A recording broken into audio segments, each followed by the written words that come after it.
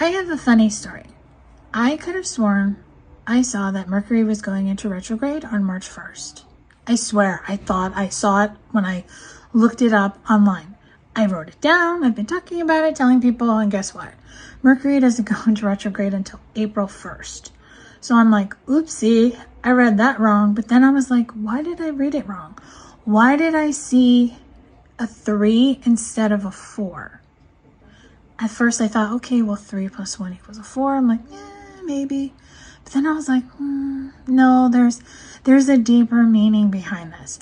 So I started to really think about it. I started to ask questions and I started to reflect on it. And then I got the message to remember something I channeled last week in a group coaching call where I talked about how 2024 is a redo of 2020. So it is. I mean, people are talking about it online.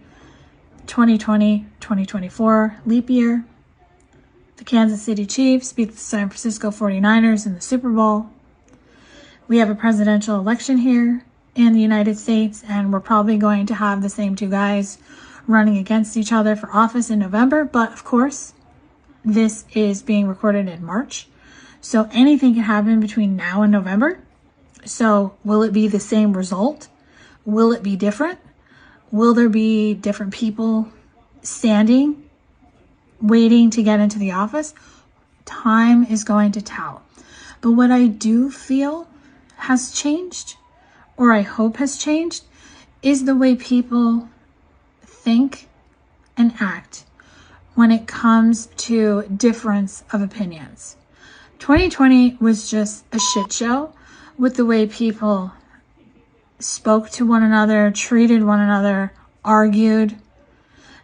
And I tuned out of it so much that now when someone around me is arguing about something like politics, I'm just like, don't you have anything better to do than fight with somebody and sound like the news anchor who gets paid a bunch of money to say that? Because I really feel when you can unplug from the white noise of other people and allow yourself to be the influence. Because the one thing that I did in 2020 was I unplugged from the media. I don't listen to it. I don't even know half the time what's going on until I read about it online. And I like reading news articles because I'm not listening to another person speak. I'm just reading words and I'm tuning into the energy and I'm forming an opinion. And I'm letting my intuition tell me, like, okay, what they're writing is happening, but then I start picking up on other stuff because I'm letting my intuitive psychic nature kind of read the article for me. So in 2024, if you found that it was very controversial, very, very big conflict, arguing, we don't need to do that this year. We need to learn that that behavior in 2020 that divided us so much doesn't work.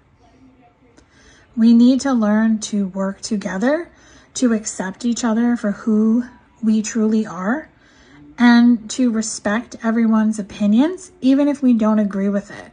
Because I don't argue with people over things that I don't agree with. I like to listen to why they like it or they don't like it. And we can have a conversation. I have incredible conversations with people who see the world differently than I do because I found respect.